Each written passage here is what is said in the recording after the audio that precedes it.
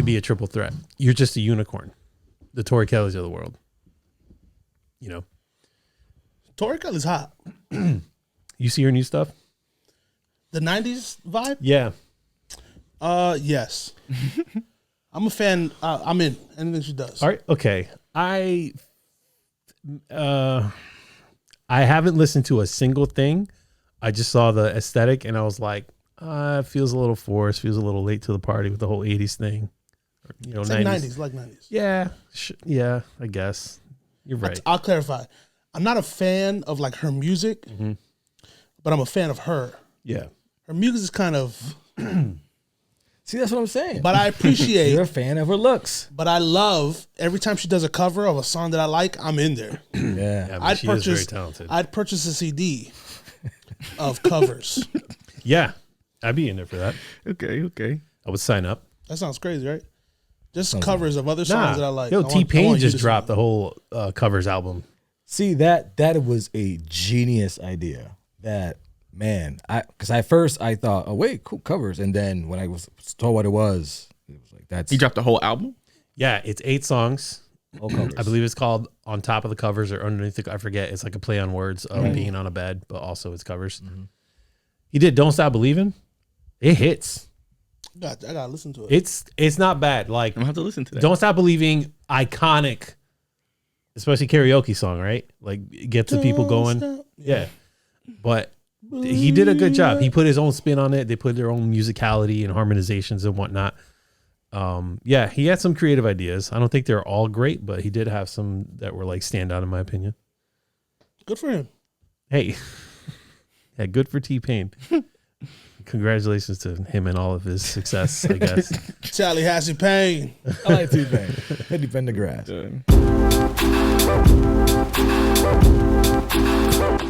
Oh, and welcome to the Offbeat Podcast today. And guys, it's a Monday. It's Monday. I'm so glad I'm here to just decompress. Yeah. Some good folks. Over here we got Shannon. What up, guys? To the next of them, we got Mr. Rick Diaz. Yep. And our guest today, I'm going to let him present himself, say his name. It's your boy AUR, Carhartt Connoisseur, the God of Springfield, Octavius. Here we go. I got a lot of aliases, you know what I'm saying? A lot. So we here. All right, cool, man. Yeah. So today, we want to talk a little bit about music. And with that being said, what do you do for a living? I would say I'm just a overall artist. Okay. Mostly I do production, do raps, make sculptures, make anything really, but mostly production and raps. Right. Yeah. So what got you into making production? What was your first iconic moment in your life that you were like, I think this is what I want to do for the rest of my life? What was that time? I think over time, like growing up, all throughout time, I was like an audiophile, really. Like I retain lyrics. Okay. Like I retain the beat. Like I know beat patterns and things of that sort. I was never like trained or anything like that. It wasn't really a moment. It was more like a culmination of events. And then when I finally realized like, oh, I can take this things that I have in my mind and make it using like my phones, which I normally use production off. I don't really use computer. I just use my phone, which was out of necessity at first, and then it just became comfortability and start putting out a couple things, and they were hitting. So you do all your production with your phone? Yeah. Nice. What kind of do you use? Apps? What kind of app do you use? Yeah, I use multiple apps. Mostly I use GarageBand, which is kind of like unheard of to make the beats I do off of, but it works for me, so I make them. Yep, it works. Yeah, it works. I've used a mixture of GarageBand, IMPC, and Koala, but I mostly stick to GarageBand. Yeah, nice. Yeah, nice. Our friend over here, Shannon, is also a singer. He's also an artist. Okay, I say a singer. He's an artist as well. When it comes to collaborations, when was the last time you had a collaboration that it didn't go as planned, but you thought it could work for some project? If it happens to happen. If it has to happen, That's what I was gonna say. I've never done a collaboration yet Oh, okay. that hasn't worked how I wanted it to work. I'm more in the mind of like building with people 1st. It's like kind of see how you are. Like if I get an inclination on how you are, or you show how you are, I just won't really mess with you. Okay. You know what I'm saying? Not to say I won't work with people, but it's like most of the time I already know the bros. I already know. I just get good vibe. Like I'll send you something right now, like just because how we interacted when we first met. You know what I'm saying? It's just simple things like that for me. So Nice. but I haven't had that. I haven't had that yet. I try to be choosy. Okay. That's interesting. The reason why I asked that question is because now the music that you do, is it hip hop? Would you say it's called hip hop? That's more, or do you have a genre that you want to call the music that you do?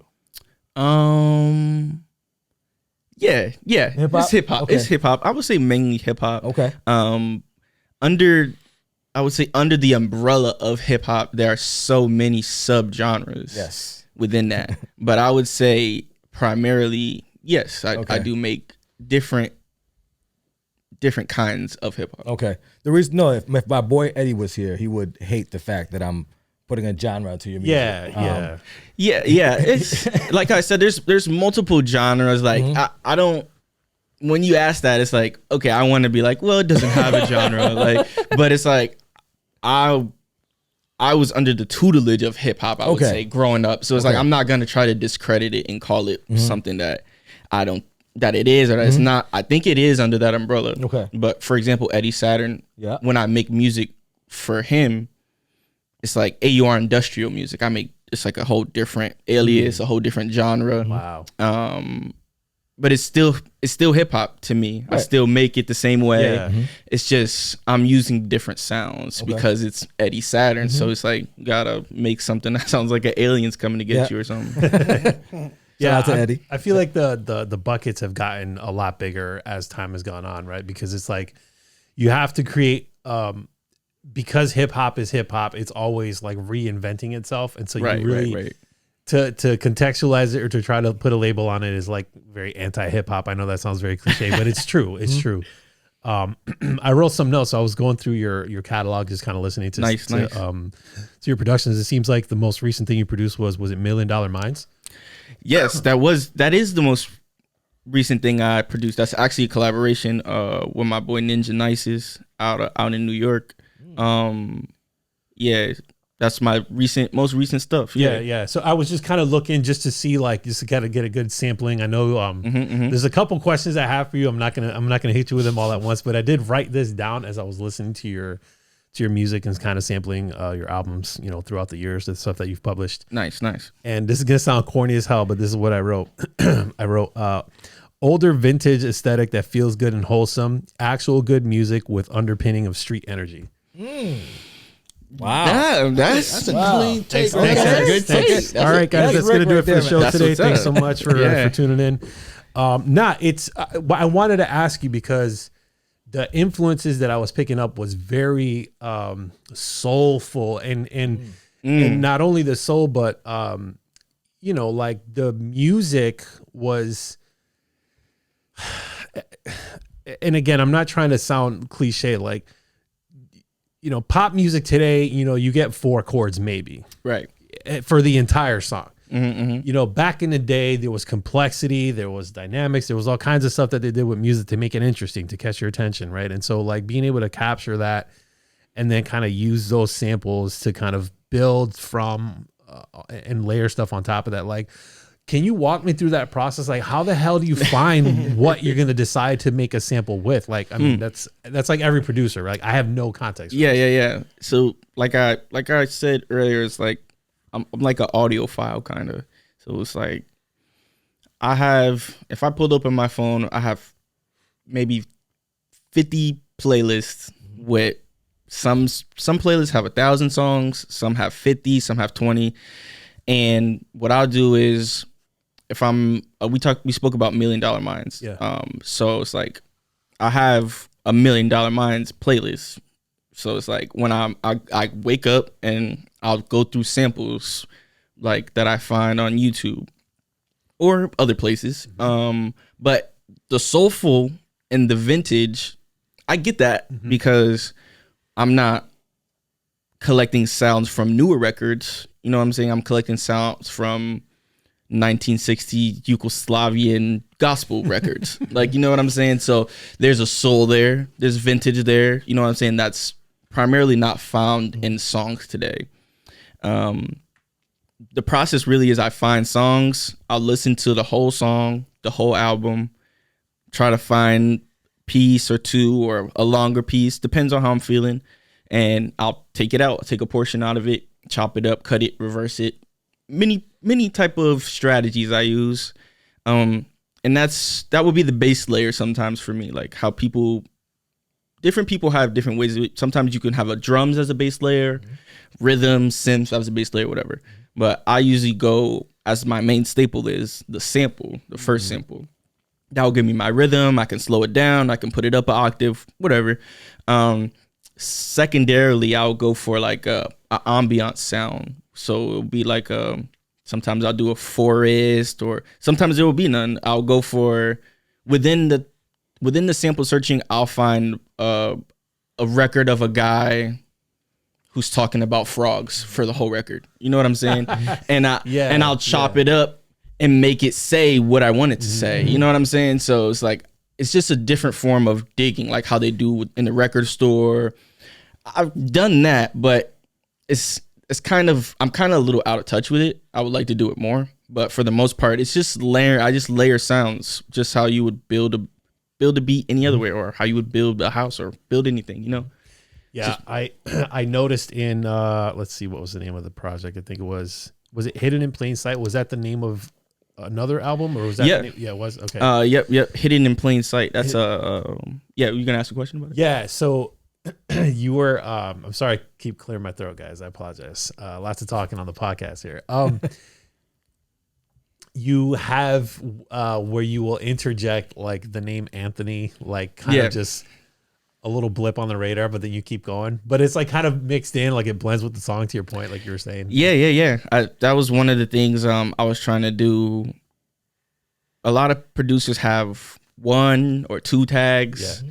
I have like maybe 15 right now. But a lot of them are just Anthony. Like early on, I would just go and search, like I would search my name or on YouTube, and there would be like a lady saying Anthony.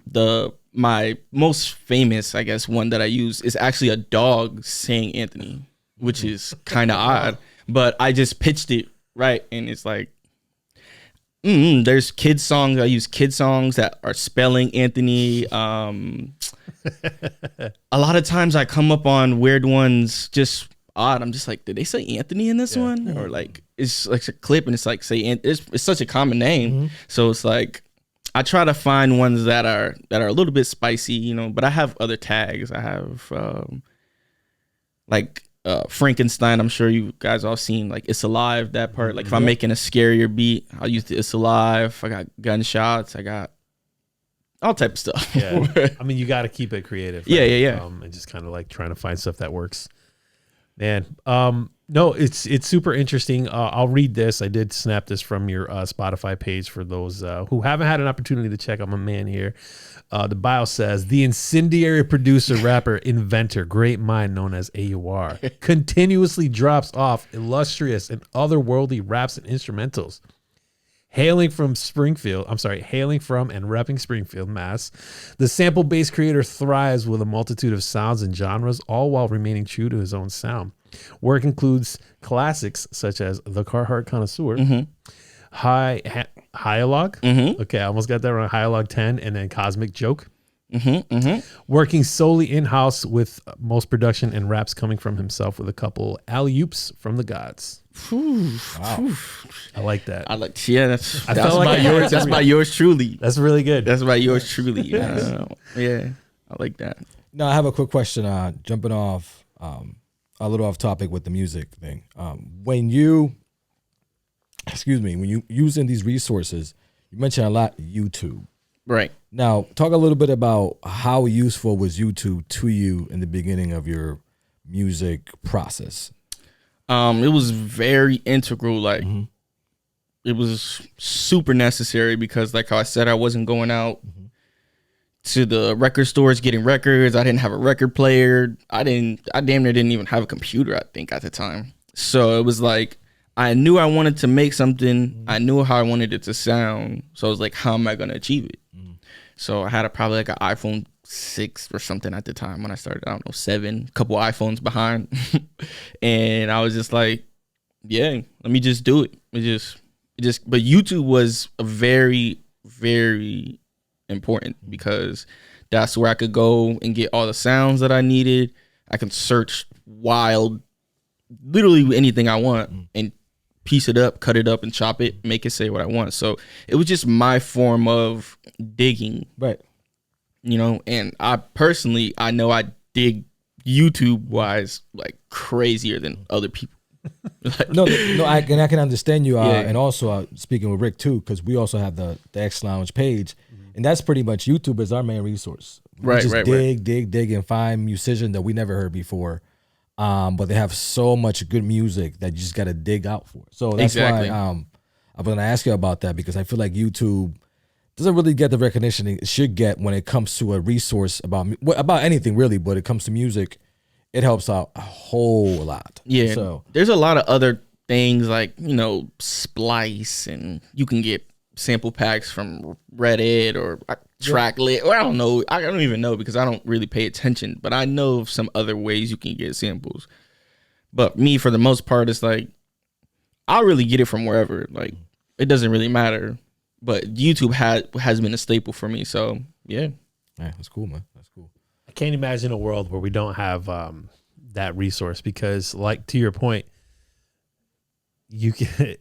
I feel like YouTube is the modern day Napster, right? Where like Napster was search for stuff and you can find it, and then it turned into the shit show that it turned into. But then, you know, somehow, some way, we ended up with YouTube, and it's now like the collective place where everybody just dumps everything. Yes, you know, it's like this infinite video library. And there's some really obscure stuff on there. Obscure, yes. Yeah. You know? I run into things all the time where it's like, I'll search something and I'll scroll. Like, I'll literally look away and scroll like purposefully to try to get to videos that people haven't seen. But it's like 1074. Yeah, you know, people are gonna, you know, see whatever. People are gonna watch them. But I get to some videos where it's like 5 views, 10 views. You know what I'm saying? And I know there's politics. It might be taken down, put back up, whatever. Sure. But I literally try. If I see something that has too many views, I'm like kind of put off a little bit.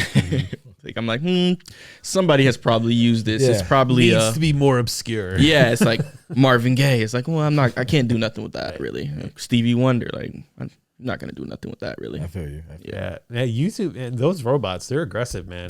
They'll be like, oh, you're re-upload. Like sometimes, like speaking of X Lounge, like sometimes when we post stuff for X Lounge, they'll be like, I forget. I think we were trying to do one for like New Year's, maybe 5-hour long playlist, right? A nice.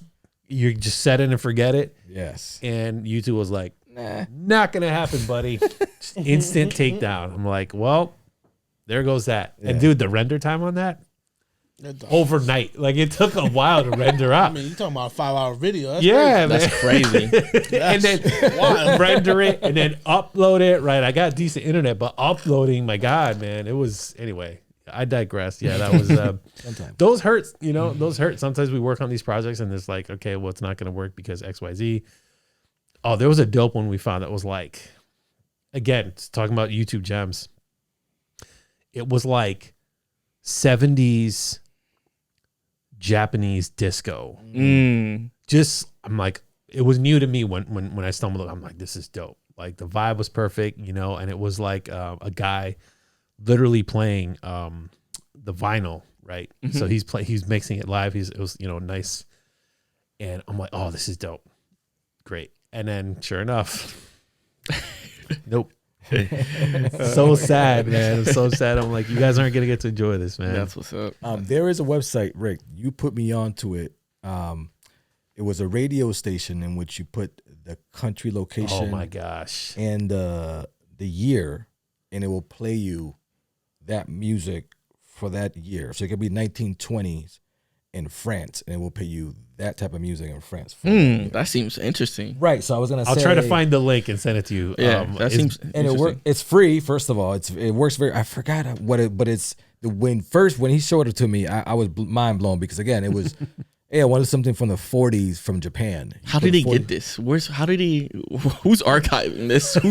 That's at first I was for it, but now I'm a little skeptical. Like, how do you have the radio hits from the 1920s? They have them, bro, and I'm telling you, I tried it and it was playing. I was like, wow, this is cool. Yeah. I was just thinking about if I was somebody like you, I was like, this would be great area to search for music that I've never heard before in my life. Like, Right. Yeah, definitely. I'm always looking for.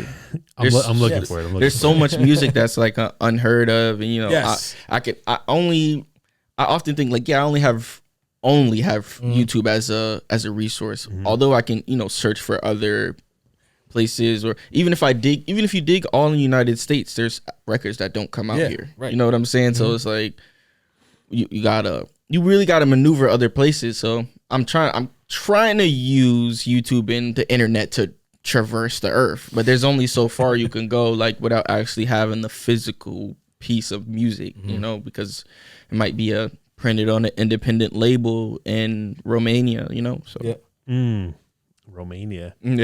Yeah. I can't find it in my quick glance here, but I'll take more time and find it for sure. All good. If for those of you interested, I will drop it into the description if I remember to do that. Really cool. It's if nothing else, it's entertaining for about 5 minutes if you're not into music production, and it'll allow you to kind of just, again, because that's the thing, like, in America, we, for better, for worse, yes, we have access to the internet. Yes, we have access to international music, etc. But it's not mainstream at all, right? You kind of have to really go outside of your lane, especially with, again, to our point about algorithms, they're so good. So they're going to kind of try to keep you boxed in very often into like this, even if you stray, you're still, well, this is you. So like having those like really way off the radar, things that you didn't know you would like, Right. that just hit you. I'm like, okay, yes, I'm always ready for those. I want to go back to a topic you guys had previous podcasts, music related. It was a Chris Brown question. Yes. Okay. I want to piggyback, and I You wasn't here. You want to give your 2 cents on it? So I want to get my 2 cents on it. So who asked? It was this you, Shannon? Can you just ask the question again? I want to make sure I get it. Cliff Notes. It was about Chris Brown, the dancing, right? Yes. Okay, all right. I'll be watching. I'll be watching. So the question is, you go on a date with your lady to a concert, Chris Brown concert, and it gets to the section of the show where Chris Brown's looking for a lady to dance with on stage. And I don't know if you've watched the show. He's giving a proper lap dance to whatever young lady. Right. How are you guys reacting if it's your lady and she goes up there willy-nilly? He said willy nilly. What is willy? That's willy like nilly? so like excited to go on. Yeah, like ecstatic. we want you. She's like, oh my God. Just do whatever you want, type of thing. Go ahead and do whatever you want. Take me. Right. All that. That's like funny. like legit fangirl. I can see his blood boiling a little bit. Me personally, off top, I would at least contemplate a little bit. Like, at least look at me and be like, "Is this okay?" Some like, acknowledgement. You want some like, acknowledgement? is this okay? Like, you know what I'm saying? Like, look at me and be like, "Oh." Yeah, they'll be like, yo, my man is right there. So Like chill out. this, yeah, like, oh, But like, nah, don't chill out. But yo, I'm gonna let you rock. Like, Right, exactly. it's not a big deal. Like, you know what I'm saying? I wouldn't be that insecure, but I'm just be like, I'm gonna look at a side eye at her, make sure she give me a side eye like that, like, so we can understand that I'm probably I'm gonna do a callback joke to this later. Like, you know what I'm saying? Like, just one or two, like, oh, you was dancing with Chris Brown, like, you know, like, you wanted to get freaky with Chris Brown. I didn't add this to the last one. The clip goes viral. The clip goes viral. No, all right. Hold up. oh, now That there's a changes problem. it. Now there's a problem. Oh, okay.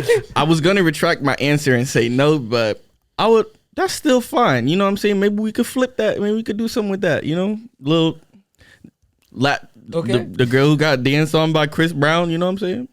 So Who knows? I'm holding that in the chamber. It's like if let's say it goes viral. Let's say we're there. Hey, my girl's Right. go ahead. I'm gonna let her do her. The moment is like cameras looking at me, looking at girl. I'm like, here we go. Because first of all, your friends are gonna get at you right away. Right. Okay. Dang. Yeah. To the point that you're gonna be like, okay, guys. But again, it's one of those things. Is who am I to be like, get down from there and don't do anything to my girl? I feel like that will make you look more whack. Exactly. That's what I'm saying. It's gonna make you like, oh, this is a secure dude. But at the same what's token, that conversation looking like after when she comes back? So I'll be like, look, if she really wants to go out there and just let Chris Brown do her, that's fine. Just know that when we go to our concert and there's a female, in some way, somehow, let's just say Rihanna's like, hey, I want you up here for, or no, not Rihanna, Janet Jackson's concert would get crazy. Right. Okay. She gets wild. She puts you in some kind of She put you in bro, it's crazy. Right. And she gets in it. Like she So anyways, I had to cover my face on that one. yes. Because I'm remembering the video. Yeah. She does really go in.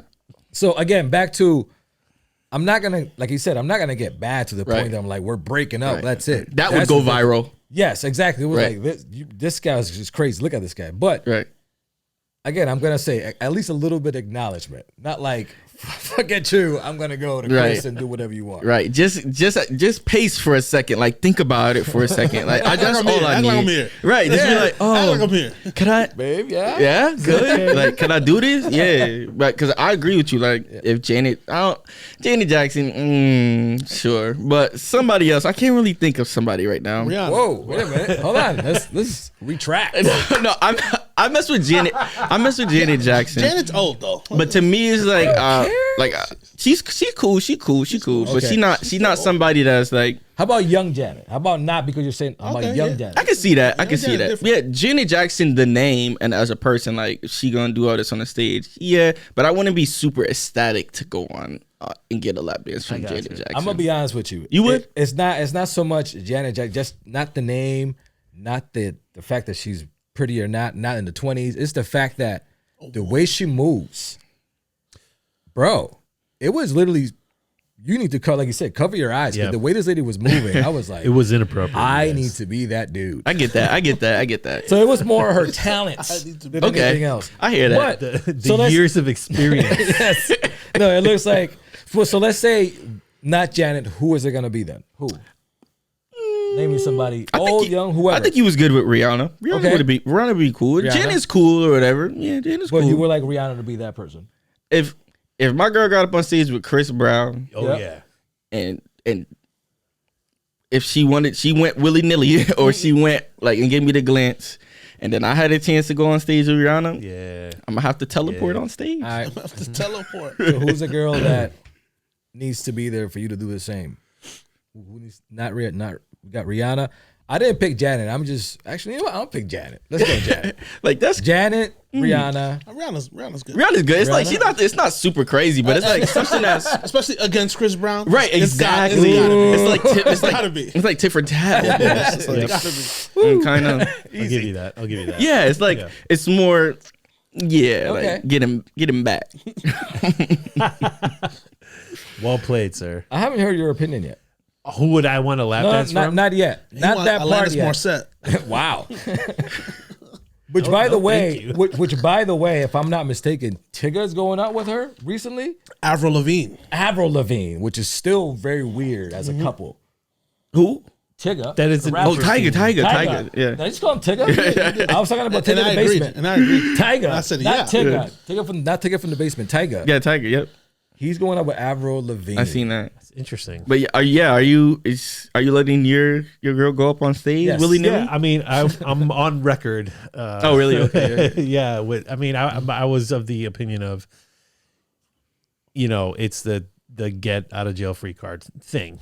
Y'all just gonna hold it in the chamber. Wow. Yeah, it's like, okay, I have my list. If Chris Brown is on your list, I have my list over here. So whenever the opportunity comes. Fair. So who's on your list? Yeah, who's the tit for tat against Chris Brown? See, you guys, I mean, you easy carded with Rihanna because he said Rihanna, which is an easy, just like, well, of course. Rihanna. I mean, Yeah, I kind of easy carded with I'm Rihanna. gonna be honest, too. I didn't think you were gonna pick Rihanna at all. This is the woman you're picking. I don't think Shannon Nothing put wrong. any effort into his All response. right, cool.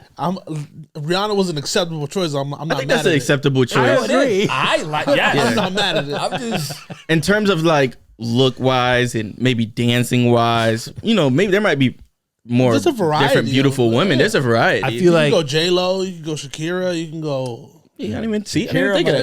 might- Shakira. might Okay, be I can it. see that. like, but Her hip for this thrust is situation, I crazy. feel Rihanna was like the right it answer. does seem like a tit for tat Come on. answer. I'm with okay. I'm with it. I just Nice. you. Yeah, I don't have. I mean, yeah, Shakira is a great. Is Rihanna available? No. All right, I'll take Shakira. Got word. Okay. Yeah, With I that. think we're gonna be okay with either one of those choices. Back to you real quick. You said teleport on stage, and then that reminded me. You have a song here called Hyperbolic Time Chamber. That's Boom. one of those if you know, you knows. Hopefully you know. If you don't, you don't. Whatever. It's Dragon Ball Z. Anyway, you have you like, I don't want to say anime specifically, but like just, animation in general. Like you seem to be an appreciator of like, do you draw? I draw. I'm not like a traditional drawer, Sure. like to draw a person's face. I'm more like, honestly, I like draw like cubes and geometrical figures, and like I have like certain faces, like 50 faces that I can choose from to make. But yeah, I draw. Okay. I was really curious about, I had two questions for you on your Instagram page. You had, It's crazy. I out need there. to understand. You had multiple versions of the Animorphs thing. Yeah. And that's a meme unto itself. But why? I need to know why. What is the? Yeah, it was just me trying to like another one of those digging kind of situations. Yeah. Like I'm like, okay, posting pictures is cool. Uh-huh. Like I post pictures all the time. I do like the carousel, Yeah. would you call it, of multiple pictures. So I'm like, I just want to spice this up a little bit, Yeah. So I started doing the Animorphs. I started doing like digital collages. Did like Yu-Gi-Oh cards. I saw the Yu-Gi-Oh cards one. I've That done was like dope. magazine covers, like National Geographics, weird stuff like that. Okay, so you're just keeping it interesting. So I'm just keeping it interesting. Yeah, it's like that. I mean, it stems from like Animorphs, reading the books, or like Yu-Gi-Oh, being a youth and playing the games or watching the show. So it kind of, it comes from somewhere, but it's like, what could I do to spice it up? Spice it up. When people go to my page, it's like, oh, like, sometimes you go to people's page and it's just like nothing, or a bunch of pictures creating one big picture, and it's like something. It's like, okay, like what do you do? Like, who are you? So it's like when you go to my Instagram, you can see my culmination of like my musical life. I put my kids up, do all this, but I kind of keep it like music, throw some beats in there, put a meme, a old commercial, Yeah. stuff like that. Nah, man, I mean, personally speaking, I do really like Instagram for like an archive of my life, for better, for worse. Like there's, there's there's some lows on there if you go far back enough, but like, like try to have a mostly truthful representation of like, for myself, right? Never mind everybody else, Right, but right. like for myself to be able to like, oh man, I can't believe I did that. Or remember when we were at this place, etc. So it's just nice, beyond just the stupid machine that's influencer culture and all the other garbage that comes along with that, of just like, I'm tired of it. Right. Yeah. I'm so tired of it. Influencer. That was a good way to put it. Yeah, that's a good way to put it. Okay. That's a good way to put it. So, as a producer, name me your top 5 producers. All right, here we go. Here we go. Now, later, anytime. Top 5 producers, please. So, we're number 5. Number 5. Damn. I could name 5. I don't know if it will be ordered at the moment, because I would say the No, order it's all right. changes. It's okay. Go ahead. Madlib, Jay Dilla, The Alchemist, MF Doom, and Raz G for the 5. Who is that? Raz G, he's a producer out on the West Coast. He passed away not too long ago, but he's a dope producer out on the West Coast. Is there a song I'm trying to remember, put in a song that you could let me know? I got a lot of songs I can name by him, but I'm trying to, like, you mean like something that's notable? Yeah, something that's notable that could probably. Is he fairly young? Is he old? I'm trying to. It's an older dude. He's an older dude. Yeah, he passed. But he was an older cat. But it's more like a West Coast thing, but it's like more underground. You know, I got a lot of albums and songs that I like by him, but notable wise, not really. It's just that's my personal. No, yeah, 5. that's what I. You gotta have a personal local. Yeah, personal 5. Like I know you could say top. Who I think is the top. My personal 5 is also my top 5. I would say. No, yeah. Yeah. And I'm glad that you named those 5 because usually what people will say, Dr. Dre. Oh God, I hate those answers. Right. So the reason why I asked that question, because I was going to ask you also, when people do say the typical Dr. Dre, like you just say, you hate those answers. Do you feel like Dr. Dre should be mentioned in that, caliber or not? Yes, definitely. All the people that I feel like, I don't know what the type of person would say, but sometimes there's an answer that people say like Dr. Dre, DJ Premier, or I'm trying to think of some other ones. I mean, I say Jay Dilla. I guess people say that. I'm trying to think of some other producers that people would say.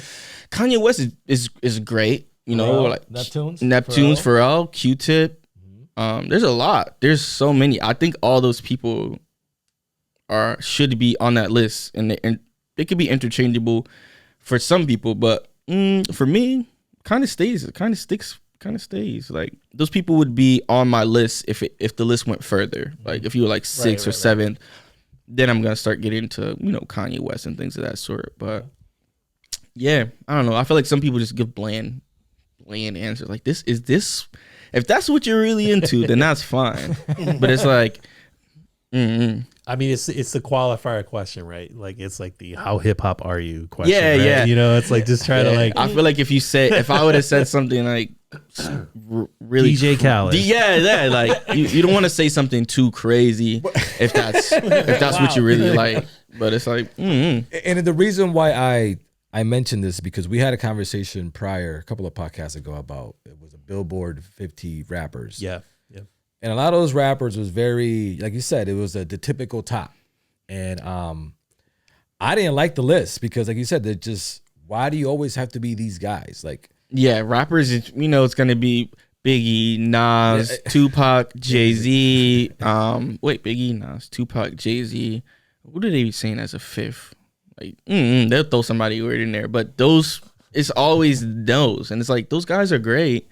But it's like, sometimes it'd be like somebody like me or like my age or something like that. It's like you can listen to music at any time, period. So that's not a big knock on anybody. But there's some people who were there, you know what I'm saying? They're like, this is the best. So it's like, okay, that's cool. But to you, it's like, is this the best to you? Like, really? Yeah. Tupac, who's great. But it's like, I don't know if Tupac should be in anybody's top 5, but that's just me. But yeah. But I do like to have people have their own, if you got your own whatever, like Busta Rhymes or DMX, there's people who deserve their respect and flowers, and they can be in people's top 5. They just aren't in mine. Right. Well said, man. Very well said. Yeah, I think it's hard because there's so much bias. Obviously, there's bias there, and like, especially now, like, kind of full circle to the beginning part of the conversation where, Xander, you've touched on this many times, especially because you're so connected to, me with my teens, but you with like so many young kids. Like the music that's being produced nowadays sounds so different from the music that we grew up with.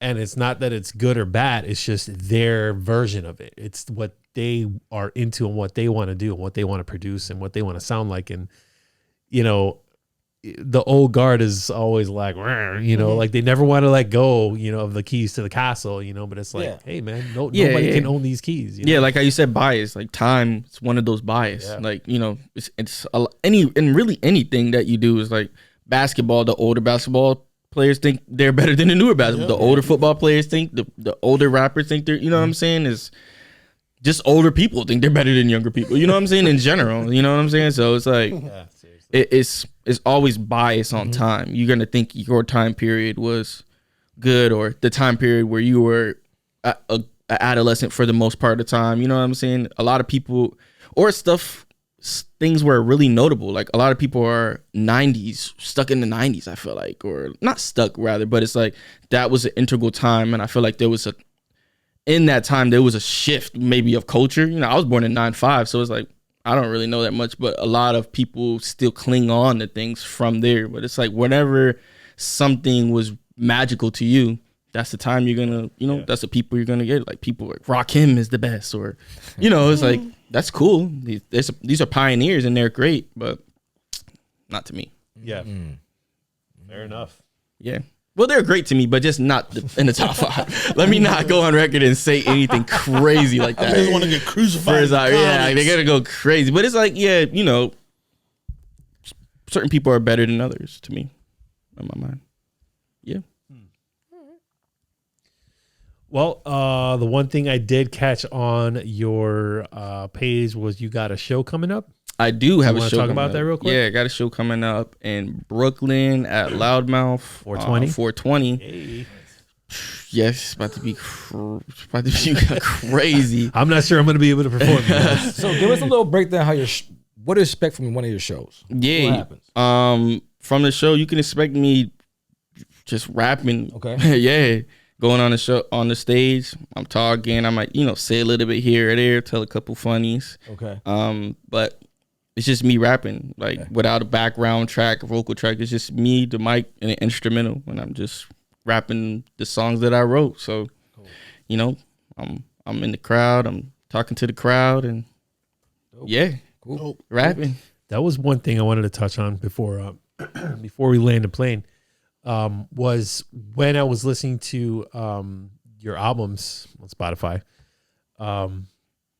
It was very.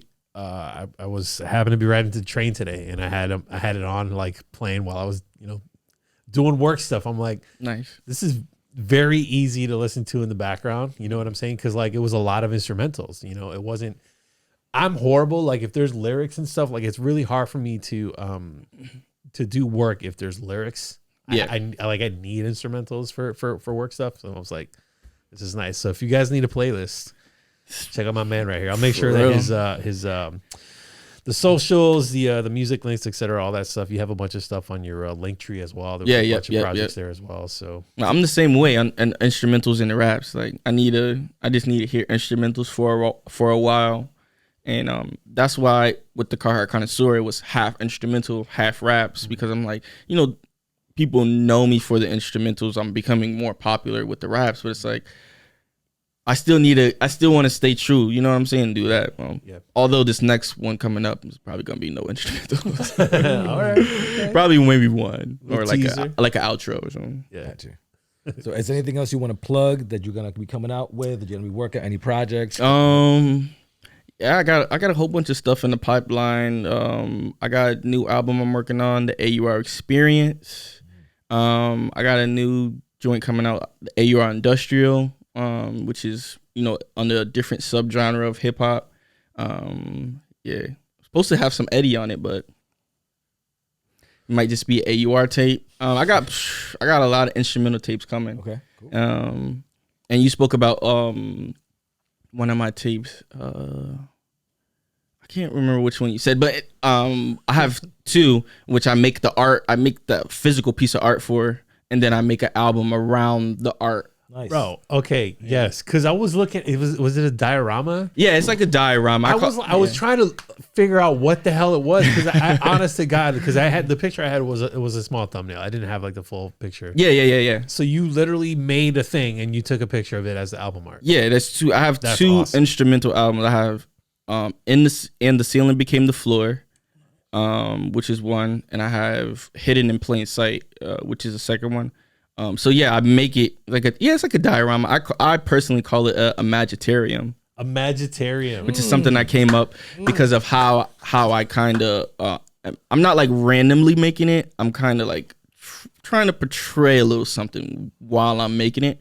So I'll make it, take a picture of it, then I'll do the album. So I got another one of those coming that I'm putting my hands on right now. So yeah, that's awesome. That's about it, dude. I love that. I just like there's so many layers of creativity happening all at once. Trying, man. I'm trying. Nah, keep doing it, man. Love it.